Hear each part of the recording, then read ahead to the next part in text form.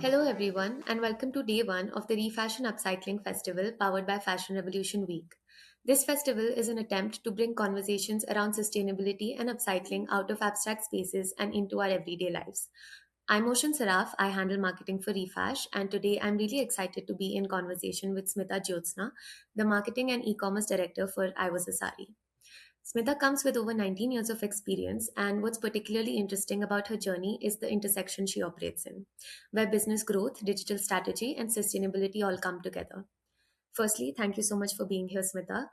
Um, with, I think for a lot of us, the journey to working in sustainability is almost never linear, right? And it often comes after working within more conventional systems first and then starting to question them. So I'd love for our viewers to understand a little more about your journey. What has your body of work looked like so far, and what eventually drew you into working with a brand like I Was A Sari? Thanks for the introduction, Ocean.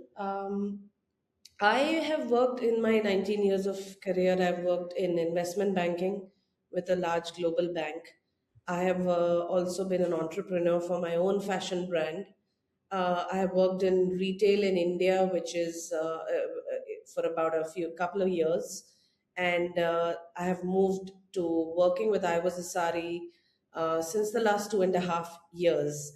What's common in this journey is really me trying to find ways to do something better and more purposeful in my life. Now, I know that sounds very simple, but if you look at the trajectory, it's basically four different corners of what I've really been doing. And when I started off, I was, funding large infrastructure projects in uh, telecom, roads, power, and refineries. And while scaling up of business from the finance side came very naturally to me for our clients. One thing kept striking me as not the most optimal way of using my uh, worth on this planet is that they were largely unsustainable projects, meaning that they were very good for progress today, but not good for progress for the future generations. Eventually, when I started my fashion brand, it was a mix of decisions about one, finding true purpose of life for my own self and creating jobs for people around, but also seeing how fashion can use sustainable manufacturing processes. We all know that overproduction is one of the biggest push side problems from the fashion industry. So we utilized and created a very agile, lean production system, which was based on just in time manufacturing, which was competing on price, on quality, and on style with the large fashion brands. So the brand's name was Intermod, and it was a successful brand which fell prey to COVID. And ever since, once I moved on from my entrepreneurship journey, I was looking to help retail brands scale up in the digital space, which was the brand new thing at that point in time. This is, I'm talking around 2021. But in my choices of which brands I wanted to work with, I still chose to work with Indian Terrain, which is the first high street fashion brand which is fair trade certified. This, it seems like a very small aspect of business, but it also showed their commitment to a sustainable growth in terms of the production that they do or the sourcing that they do and the supply chains that they maintain. And once I got into this business, I realized that, a small commitment alone doesn't matter. I mean, it's a great thing, but for real growth, you need to look at brands which are doing this for bread and butter. And that's when I joined I Was a Sari. This is 2023. The brand's been operational since 2013, so we are nearly 13 years old. And this, the what stands out about I Was a Sari is that we call ourselves a zero waste circular fashion label. And when you really dig deep into the claims behind it, it is 100% true.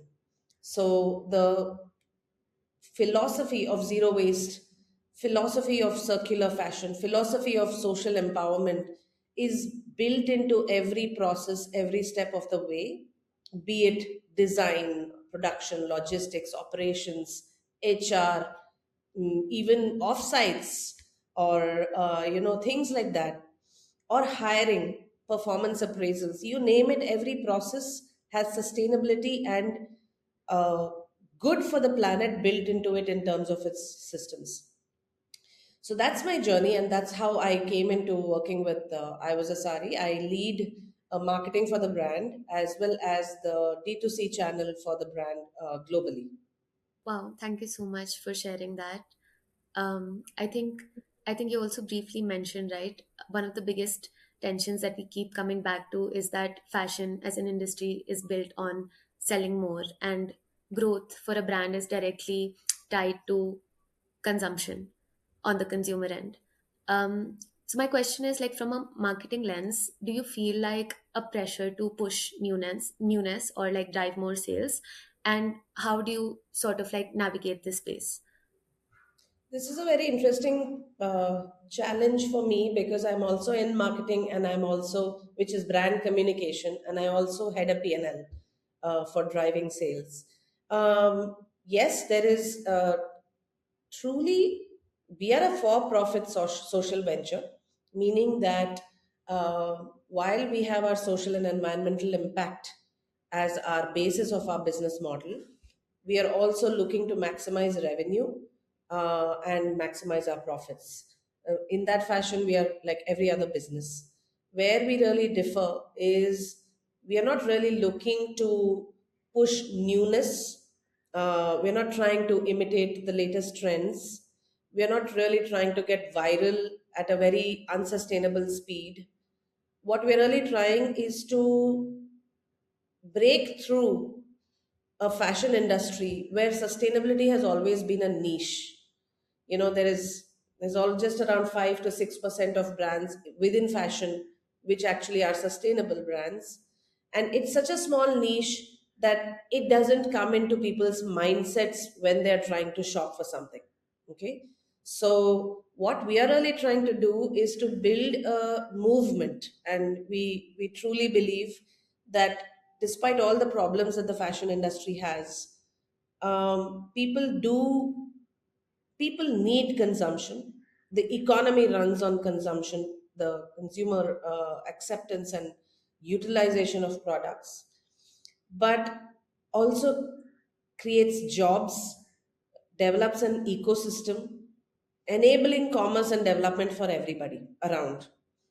But when we do this, what is important is to not create a sense of urgency, not to create a sense of guilt, or not to create a sense of there is a problem, and in like to create a sense of tragic circumstances. The idea that we always try to communicate is that we need to be conscious in our choices, and that could mean shopping with us, it could mean not shopping with us, it could mean doing something else sustainable, it could mean doing something more eco-friendly. So while we try to create timeless apparel, which basically, or accessories, which is not run by trends, we do believe that every step taken by an individual can move the needle towards a more sustainable planet in terms of consumption. And that's how we kind of balance it out in our communications. That's very interesting. So, when you're like rethinking some of these more traditional tactics, right, like generating urgency, creating emotions like guilt, desire, how do you feel like this affects, or if you feel like this affects the revenue that you generate as a brand? Um, what really generates revenue for our brand is not pushing the product. It Hmm. is really pushing the story behind the product, and the story behind how it was made and by whom it was made. So nobody needs another bomber jacket in their wardrobe. Nobody needs another skirt that must haves or don't, like those statement pieces. We all don't need it. So when you create a sense of urgency, you are truly playing with the person's emotions. Uh, Instead, what we'd like to do is to create an aspiration to develop a more eco-conscious lifestyle. Okay. Now I know this sounds uh, a little, beating around the bush, but what I mean to say is that when we create something, we're really creating something from materials that already existed. So we work only with pre-loved materials, pre-loved saris to be precise. We work with donated materials when it comes to embroidery. So we're not typically creating new virgin materials, which creates more stress on the planet. But these are also then made handcrafted by female artisans who have, gotten jobs with us for the first time in their lives, and they're getting more financially independent. And we see the community of women that really make the office run, and the joy and the vibe that really runs through the production unit is really something that moves not just us, it also moves the audience in terms of the way the storytelling comes through. So when you are in a place where you have a desire, and retail is actually therapy for a lot of women across the world, and when you satisfy a desire like that, and when you invest in a piece which has a story behind it, a meaning behind it, a job that's been created, there's a little bit of female empowerment that goes with it, it's a little bit more fulfilling to the consumer. So I feel that we are not really chasing revenues, we are chasing metrics. We are chasing metrics about the number of jobs we create with women. We are chasing metrics like how much of fabric have we saved from going to the landfill. And when this thought process runs through and through the whole system, it comes out very authentically to a consumer. So the revenue just follows, and we've been lucky that we've been able to communicate this in an honest fashion with our audience. Yes, for sure. I think this approach definitely creates intention in a consumer, which actually brings me to my next point, and something I find personally really interesting is the gap between intention and action for a consumer. I feel like right now we're seeing more awareness than ever, but consumer behavior doesn't always necessarily reflect that. Do you feel that also in your work? And um, if yes, what do you feel like about consumer behavior in the last recent times has surprised you the most? Um, I don't think that intention doesn't translate into action by choice. Intentions are usually constrained by lack of choice. Okay, like people do not want to create more trash. People do not want to put more stress on the planet. People truly believe that they want to be part of the solution while also satisfying some hierarchy of needs that every individual has. So for instance, when people at the beginning of Jan every year, we make resolutions that I would only buy 6 pieces of garments this year, or I would only buy from sustainable brands, I will only use eco-friendly materials in my kitchen, or I will only take the public transport to my office. People make resolutions that shows a lot of intention. People are always trying to make the right choices every step of the way. The problem is that the ecosystem has not developed to give them all the options to do it in a convenient fashion. So there are a very few brands which are truly doing sustainable through and through businesses. Let's say you decide to, let's go back to the choices, right? I'll buy only 6 garments a year. If the only garments you can afford do not last beyond 3 months, what are you going to do? You're going to have to restock your wardrobe. If you choose to do public transport, but the public transport system has not evolved to make it more convenient for you to do it, you're going to then choose to take an Uber, or you're going to drive your car, and then you're going to do what you did not want to do in the first place. In a lot of in actions, you need the ecosystem to develop to help you also carry out that action. And I believe that if more brands like us crop up, across different industries, making it aspirational to be eco friendly, making it affordable to make these choices, and making it possible for businesses to thrive with this business model, then I think that action will automatically follow intention. Yeah, I agree. Do you feel like there's like a particular if you could pinpoint like an example just for our viewers to understand, is there like a particular example you could give in terms of like a change that needs to come at a structural level to actually create this ecosystem that will enable this intention? I think that the biggest, I think I would say, usually consumers are blamed for not making a business thrive. It's not a bottoms up approach to making a business thrive.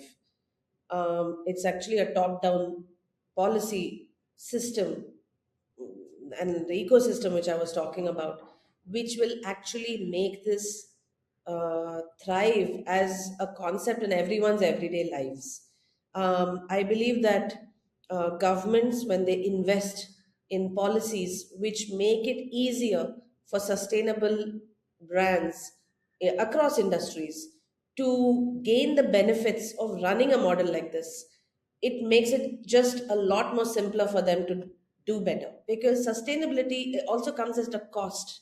There is a reason why the products are more expensive, because the minute you start paying your people better for the jobs they do, your costs are going to increase. If people think that sustainability should be as cheap as fast fashion, it's not going to work that way. It's not going to work that way.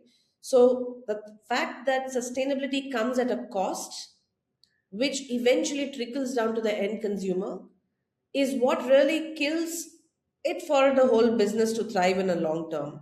So I think efficient policies which make it easier for the business to operate. For instance, tax credits. It could be subsidies across certain policies. It could be an ecosystem which allows complementary businesses to develop alongside.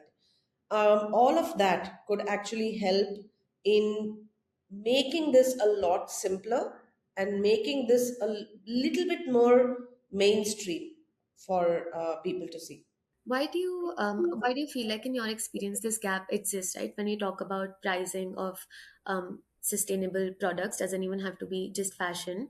Why do you feel like the consumer has trouble um, sort of taking action on this jump of price? And also, how do you deal with this resistance like on the brand, and how do you deal with this? Because when a consumer is saying they care about sustainability, but then again they're hesitating to take action on it just because of the price component, and they feel like sustainability this makes sustainability inaccessible, right? So how do you deal with this sort of resistance from the consumer end? So anything created with good ingredients, materials, or raw materials, like for instance in any industry, is usually expensive. The raw materials cost. If you want to cut costs, you go for the cheaper materials. For instance, cotton is more expensive than polyester. Polyester is typically a lower quality material than cotton in itself. Linen is even more expensive than cotton itself. Let's take the example of food. Vanilla extract. It's pure vanilla extract. It takes time to process it with real vanilla beans and alcohol. You can replicate it using artificial processes and a synthetic process, and you can make something which costs a fraction of what a vanilla extract would cost. Maple syrup, for instance, maple syrup, and you have something called pancake syrup in the market, which tastes the same, but one is synthetic and one is actually made from real maple, right? So everything can be replicated by using lower quality materials and lower quality and even artificial quality ingredients which go into the process. In fashion as well, you can make clothes which have more chemicals which give it the sheen that silk would give, right? But the feeling of silk, which is a natural fiber, versus the feeling of a crepe satin, which is an artificial fiber, is very, very different on the skin. The long term impacts of these two are very, very different on the body as well. So when you start sourcing uh, cotton from a fair trade certified farm, it is going to cost a little bit more because it takes more time to organically grow the cotton instead of using fertilizers. The minute you start paying those farmers a little better than what the industry has typically paid, it's going to start costing a little more. The minute you start paying your production workers fair wages versus really exploiting them, the product is going to start costing a little more. The minute you start using sustainable shipping methods versus like very fast air shipment, etc., it's going to cost a little more. And packaging, plastic is going to cost like one sixth the price of paper packaging. So the in every step of the way, the it starts to add up. It may all sound like a very small percentage, but the minute you add it all up, you suddenly see you're 30% more expensive than something which is created cheaper, faster, with lower quality materials and lower uh, labor costs. So, in a nutshell, that is why sustainable products typically tend to cost more. And I'm not talking about let's also be honest. There are brands which charge a premium purely for branding, and I'm not talking about that bit. I'm talking about the pure cost of the goods, that it will be more expensive to create something which is organic, which is good for the planet, which has been good to the people that made it. So usually people ask me, why are sustainable products so expensive? If you want this industry to grow, make it affordable. That's true. But at what cost am I going to cut my price, or am I going to let go of my labor who can't afford to work at these prices? The way we navigate this is that we have understood that it's not that people want to be cheap with their money. People want to invest their money.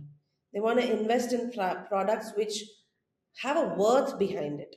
And so when they see our products which have a story behind it, like, okay, this is actually reclaimed materials, this is giving 6 hours of fair wages to a female artisan in Mumbai, they know that this money makes a difference. So it's purely a matter of how you position your product and specifically being authentic about it. Okay, so if you had like a piece of advice to give to say maybe more seed brands, smaller brands that are struggling with justifying their pricing to their consumer, would it be just clearer communication and positioning your brand more clearly so the consumer is able to see the value in what they're actually investing in? Yeah, I think if I had to give a piece of advice, I've said it in another forum as well, Hmm. that we must not take our consumers to be fools. They are everyone today, starting from a 13-year-old who is active on commercial, feed on their social media, Hmm. is very well aware of what's going on across the world. Where is the tide turning? What does sustainability mean? What is fast fashion? What is organic produce? So the consumer is fairly well aware, and they have been exposed to, topics on this from various sources.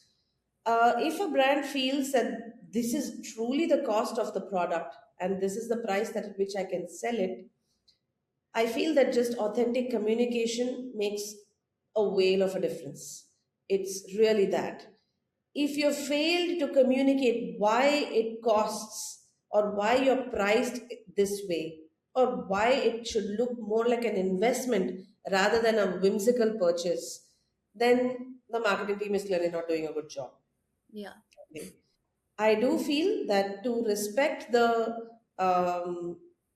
intelligence of a consumer will lead you there. So instead of making false claims that this is the best thing you will ever see, which is bullshit, you'd rather say why this is good. And good enough is good enough. You know, you don't need to be the best. Hmm. I see. Okay. And when you're talking about this, like a few moments back, you were describing this sort of completely sustainable business model, right? Where people that are working on the farm are getting paid fairly, the farming conditions are not harming the environment, laborers are people that are working on sewing the garments are getting paid fairly, they have good working conditions. When we talk about all of this, and we bring scaling this business model into the picture, do you feel like a sustainable brand can truly scale without losing its values? Or will there Yes. always be like some level of compromise? It's complex, Hmm. but I think that every business should, which wants to be in sustainability, has to look at three core segments. One is environmental sustainability, which is what I was talking to you about: supply chain, quality of the materials. Are you sourcing it? Is it good for the planet? Are you using chemicals in your process? Are you wasting water? What are you doing which is planet related? The second thing is the social impact, social sustainability, which is basically how the people that work with you uplifted from where they were before they joined you. So, in terms of fair wages, healthcare, support in terms of children's education, support in terms of general counseling, especially when it comes to women coming from underprivileged backgrounds, we see that they need a little bit of counseling about societal issues, family issues, and basically support to help them go from the level that they have been at, kind of undeserved kind of a situation, to a place where they can start having ambition and aspiration. So that's the social sustainability aspect of the business. And the third and the most important aspect is economic sustainability. So if the business comes with amazing environmental sustainability and amazing social sustainability, but is going to last exactly 3 years in the business, then you are really sending everyone back to square one. So it's important to take into account that your business has to be viable over a long period of time. And when you can create long term impact, it really changes the way people look at this. So it's absolutely possible to scale. It might not be at the speed of you know a startup today in say technology. It cannot be, because there are hard truths, there are people involved, there is metrics involved with respect to planet and people, etc. So it's not simple, but it has to be done with a little bit of steady commitments at each step of the way. And I Was A Sari, I think, has truly, I would say, that scaled over the last 10 years gradually, and now the inflection point has already been crossed. We are scaling at a much faster space because we have really got the foundational principles right, and we have set down very hard liner limits on what are the principles we will not compromise on. And so when that is set and people can see, oh, you've been doing this for 10 years, there is authenticity which comes with your claims. So it's possible. It's not rosy, but it requires very clever, very committed uh, developmental strategies. Hmm. And what does growth look like for I Was A Sari? What metrics do you use to gauge whether we are progressing in the right direction? So, this is an interesting one.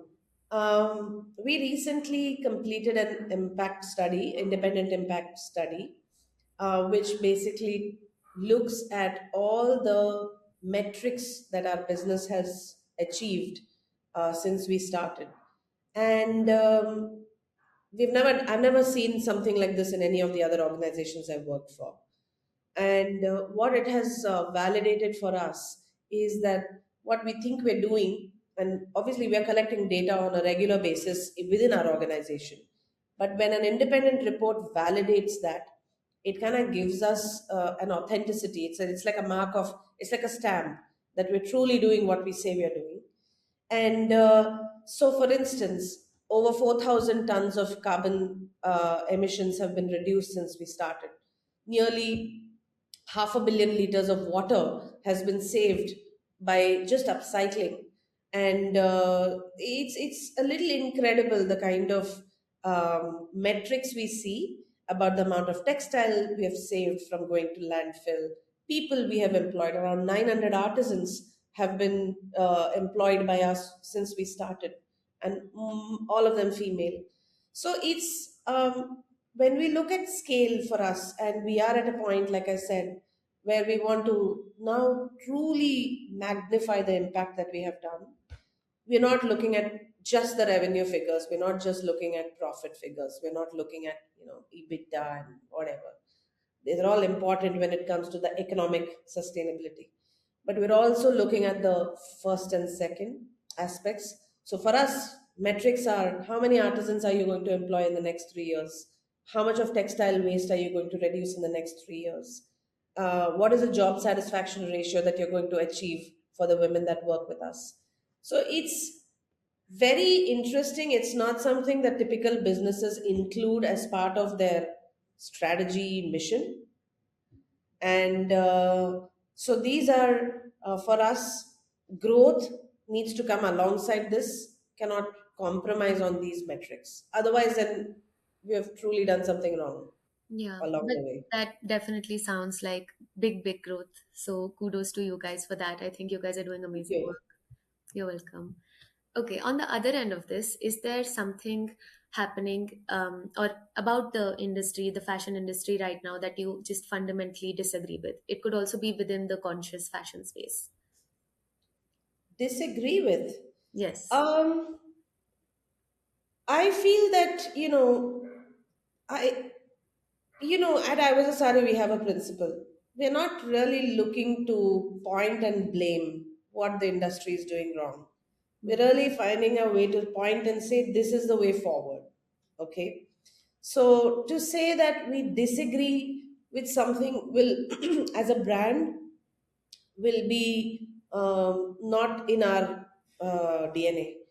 Okay. Personally, if you ask me, though, as an individual with no, what do you say, as not as a spokesperson for I Was A Sari, I would say that yes, I think that the craftsmanship that fashion has always ridden on the back of, Hmm. especially luxury fashion.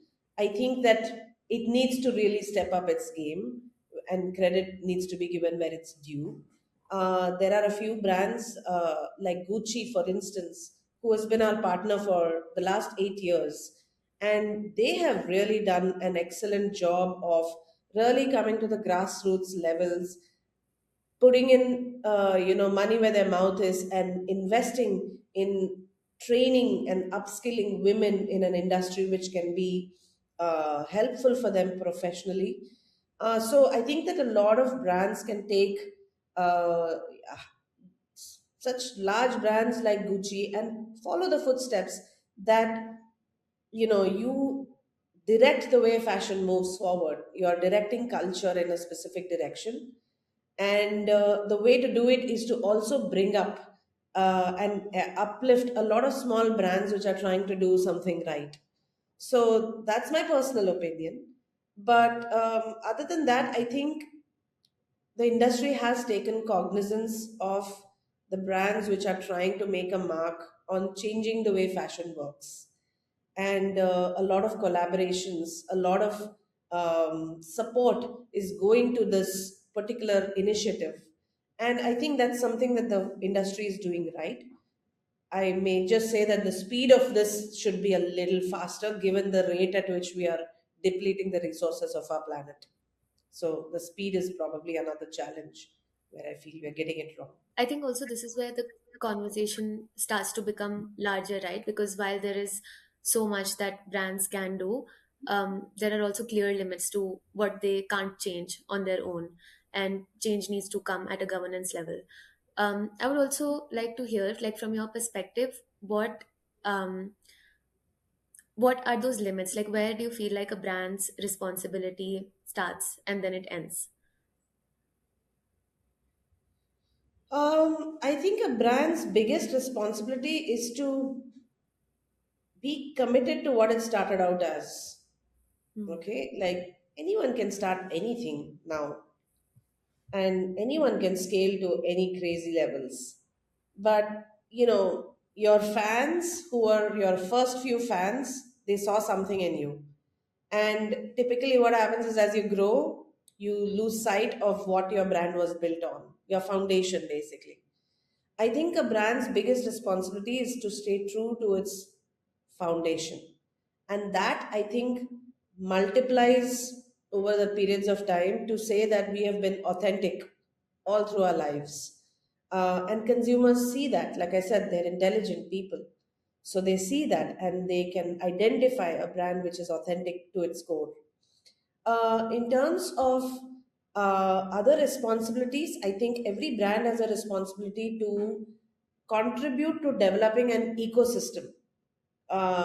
Like for us, for instance, our vendors, we like to uplift them as well in terms of the amount of work we give them, the quality of the work we give them, and the way we pay them. We are not really going to negotiate on pennies to milk somebody out and then uh, stand on top of their growth. So it's important for us to treat our vendors, our production partners, as someone who's standing shoulder to shoulder with us and to develop together. Because if I rise among the and above everyone else, then it's going to be a little lonely.